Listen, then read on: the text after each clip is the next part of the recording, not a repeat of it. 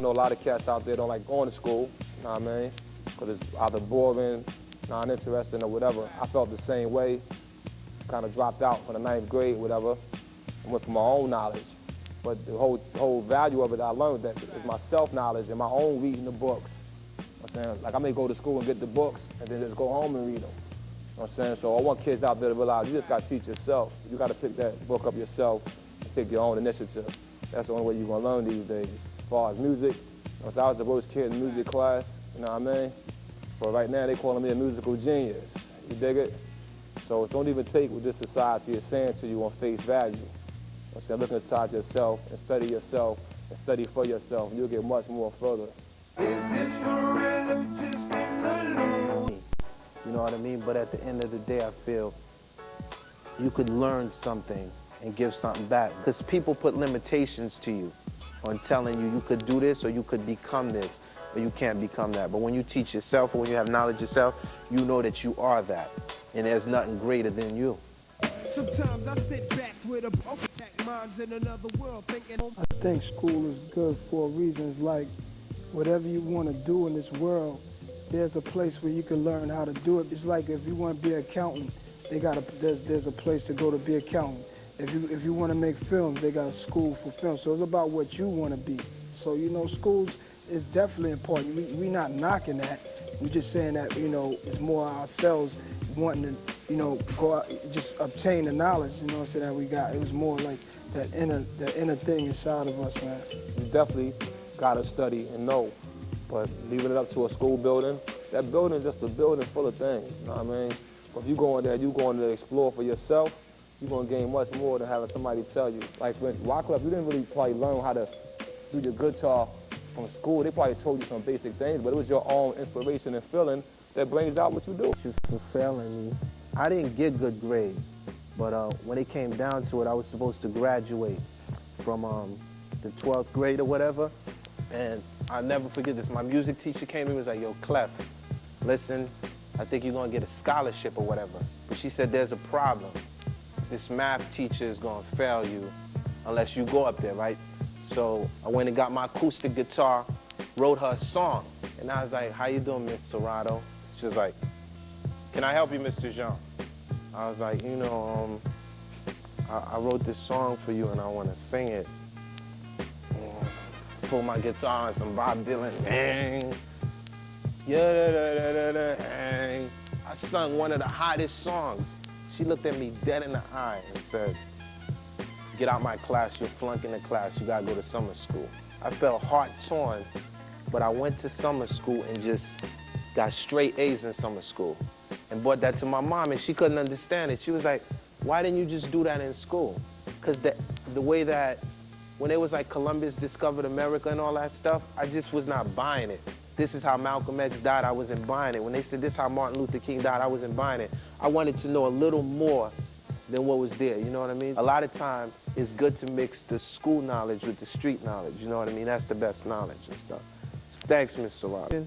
Is sort of like something that I see going on or something that's real personal. So when I write, I usually just take it from the heart and then it just pours out, you know what I mean? Anything that you write from your heart or through an experience, like everything that I write is through experiences, you know what I'm saying? For me, it depends on what type of song I'm doing, like what type of mood I'm in. Because I always have like 5 albums that I always go back to. Like that Biggie album, the Raekwon joint, Nas' first joint, Illmatic. I listen to Machiavelli, and I always go back to them because I feel, to me, in my time, I'm a younger person, so those are like the best albums I ever heard.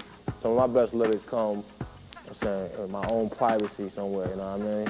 Like when I may go to Wu Mountain for a minute and just sit by the lake, you know what I mean? You know, you get to yourself and you get one with nature and you can really express something different than just the project and something different than just how much you want to stab it up to do the shorty or you want to be with these wizards and all that. You know what I'm saying? It's something very epic about that.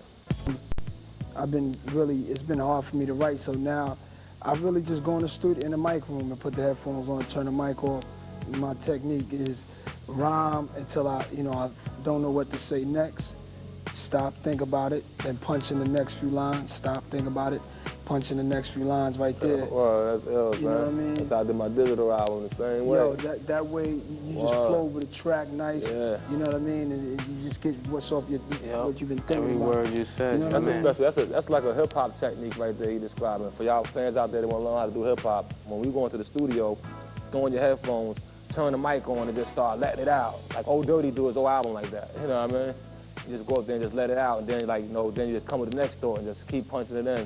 So you got a verse, and you may write it down then and recite it over. You know what I mean? Right. I'm glad to see somebody else do that technique right there. So that's how I did my whole digital album, just spitting it out. There's one white girl I like out there that y'all know, artist-wise. She's got a nice style about her. She got a strange name though. That girl, Natalie. Yeah. Yo, Natalie is a fox, yo. Yeah, that's the one I like, too. You know what I'm saying, son? You know what I mean? Bobby Digital might have to do something. Cut a song with her. RZA won't do it, but Bobby Digital may pop in.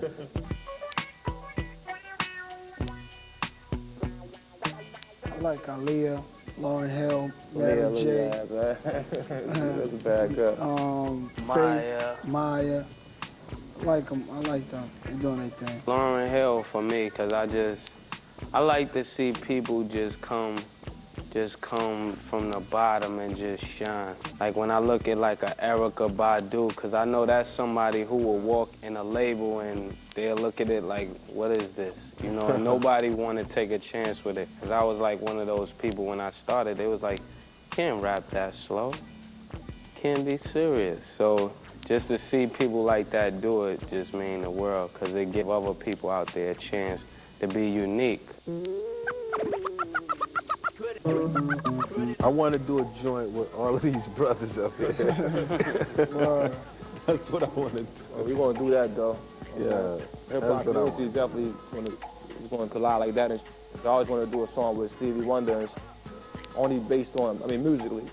It's just way in the heart. And I mean, the older cats hit your heart a certain way. All the old stuff is great, and you'll be surprised probably how much you may walk to any one of our cribs and see a lot of 70s and 60s stuff, you know what I mean, just on the wall in the crates.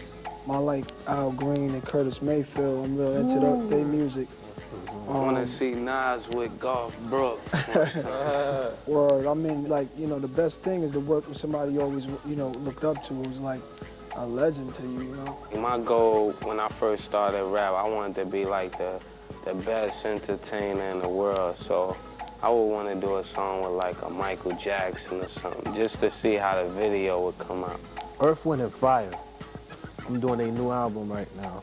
You did a song with them. Yeah, but I'm doing an album, so I know you're an old head, so I might be hitting you on that. Be hype. The older cats have that vibe, so like me being in the studio with like Maurice White or whatever, just the things that I'm learning. These ain't cats that did one album or two albums or three albums and had the hype for 2 or 3 or 4 years. I'm talking about they held it down the whole century, you know what I mean? So I want to know what was in their head when they were doing the music. So we last 25, 30, 40, 50 years.